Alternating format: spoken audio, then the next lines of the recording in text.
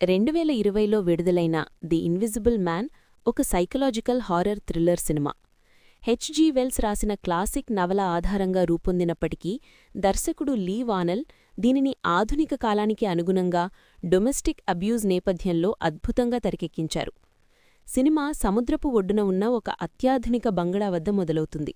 కథానాయిక సిసిలియా తన భర్త ఏడ్రియన్ గాఢ నిద్రలో ఉన్నప్పుడు చిన్న శబ్దం కూడా రాకుండా చాలా జాగ్రత్తగా సెక్యూరిటీ కెమెరాలను డిసేబుల్ చేస్తుంది.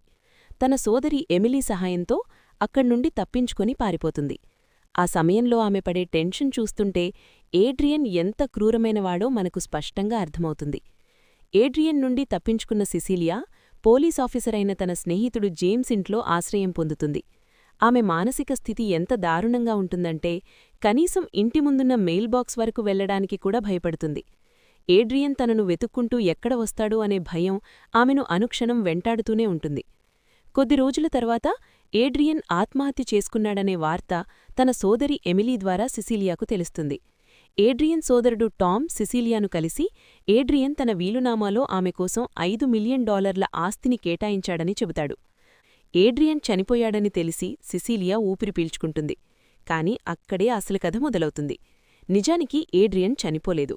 ఆప్టిక్స్ రంగంలో నిపుణుడైన ఏడ్రియన్ తాను కనిపెట్టిన ఇన్విజిబిలిటీ సూట్ ఉపయోగించి ఆమెను వేధించడం మొదలుపెడతాడు.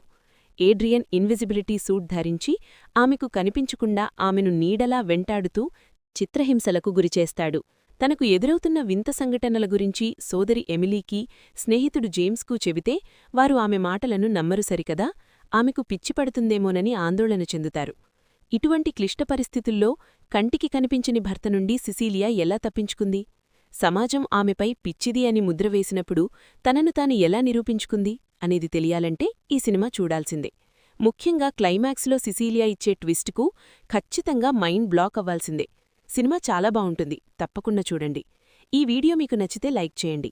మీకిలాంటి మరిన్ని సైకలాజికల్ హారర్ థ్రిల్లర్ సినిమాల గురించి తెలుసుకోవాలని ఉందా? అయితే ఇప్పుడే మన ఛానల్ని సబ్స్క్రైబ్ చేసుకోండి.